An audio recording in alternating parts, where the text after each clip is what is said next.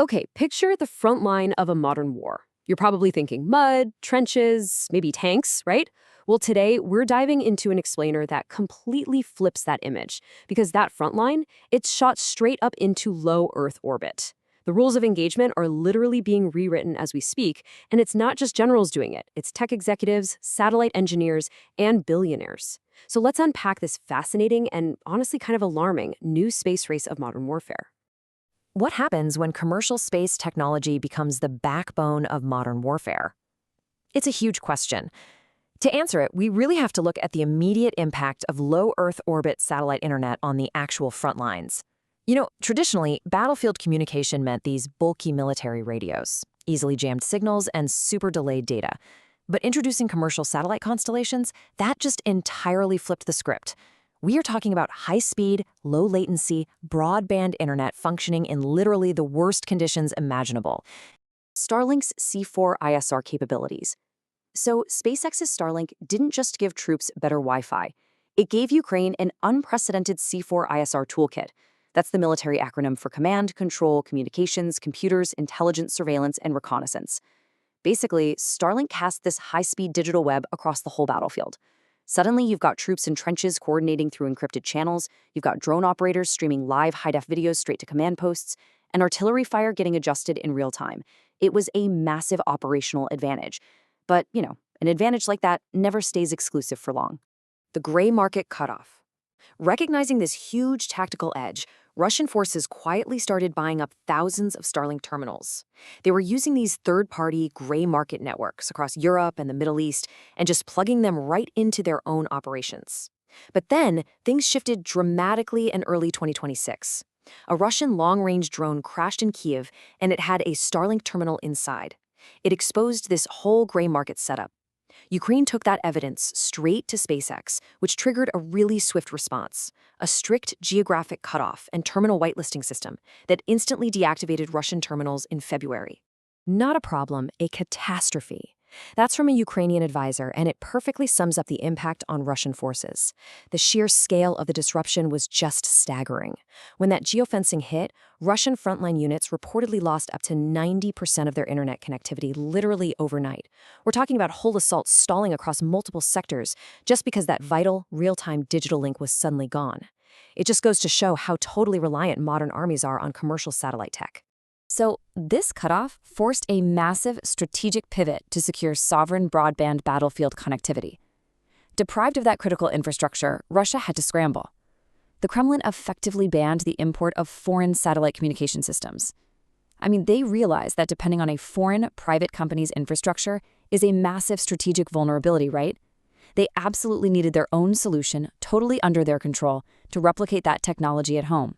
Rosvet 3, or Dawn. That's Russia's answer to the crisis. It's their sovereign low-Earth orbit satellite communication system. But here's the twist. This isn't being run by some legacy state space agency. It's actually being driven by a private Russian IT firm called Bureau 1440. They're developing Rosvet as a direct rival to Starlink. The goal is to get that broadband battlefront connectivity back, but without the constant risk of an overseas CEO just pulling the plug on them. $445 billion. To really grasp the scale and, honestly, the desperation of this effort, just look at that number. Russia allocated an estimated 445 billion rubles, that is about 4.8 billion US dollars, to space-related research by 2030. And out of that massive pie, $1.2 billion is directly targeted at just the Rosvet project. They are using a hybrid of public and private funding to fast-track licensing and get these things on launch vehicles as incredibly fast as possible. And what we're looking at here perfectly illustrates the rapid, real-time militarization of low Earth orbit. It's wild to think about, but low Earth orbit isn't just a peaceful place for scientific research or civilian GPS anymore. It's an active, heavily contested extension of the battlefield. The ability to control the flow of data from space, to securely route live drone feeds and encrypted comms, it's now just as critical as holding the physical high ground on Earth. Rosvet's tactical advantages. If they can deploy this at scale, Rosvet promises some really serious perks. We're looking at uninterrupted, beyond line-of-sight drone control. Operators could dynamically update flight paths and retarget mid-flight to dodge air defenses. Plus, Rosvet uses these highly directional Ku and K-band frequencies. Think of them less like broad radio waves and more like tightly focused data lasers. That makes them extremely resilient to conventional electronic warfare. They're designed to punch right through the electronic noise of a modern firefight. These satellite gap. Let's compare SpaceX Starlink with Bureau 144 Rassvet.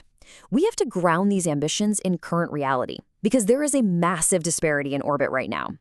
Starlink is a mature, global juggernaut with a constellation of nearly 11,000 satellites. Rassvet, despite rushing their schedule, is flying a brand new fleet of maybe 15 or 16 operational satellites. At the moment, Rassvet only gives intermittent coverage when a satellite actually passes overhead. They are going to need hundreds, probably thousands more to get that continuous Starlink-level coverage. Swapping one dependency for another, that's the big question here, because Rassvet relies heavily on imported Chinese technological components. You need highly advanced hardware to build these constellations, right? So by leaning on Chinese components, analysts point out that Russia hasn't exactly eliminated its strategic vulnerability. They've kind of just relocated it. Instead of relying on a Western tech billionaire, they're now relying on Beijing to keep those supply chains open. Volnikupol Garant. While the Rassvet constellation is slowly being built out, independent Russian companies are coming up with stopgap solutions on the ground. This is a bulky $1.5 million tactical electronic warfare system developed by a private Crimean firm called Russian Dome. It's specifically designed to jam Starlink frequencies. The idea is to create a dense 20-square-kilometer bubble of electronic noise, effectively severing the data links of incoming drones right before they can streak. The rise of Russian private defense tech. Traditional state procurement programs are proving way too slow. Private IT and tech firms are pivoting straight to military hardware. And you get this rapid development of drones, EW, and satellites that just bypasses bureaucracy completely. Both those Rassvet satellites and the Kupol jammers highlight this fascinating new trend. Heavy state bureaucracy just can't keep up with the speed of a modern tech war, so private tech companies are stepping in and moving incredibly fast. Why should a U.S. citizen be able to make decisions which can negatively impact military and strategic planning? Now, this reliance on private companies is a huge pain point for Ukraine, too. It raises a really glaring question. Ukraine has found itself repeatedly having to petition Elon Musk to lift geographic restrictions on Starlink just so they can use the network to guide long-range drones deep into Russian territory. The idea that a sovereign nation's deep strike capabilities hinge on the terms of service of a private tech company, that is a staggering new reality. The flow of Western intelligence. And, even state-level support isn't always static.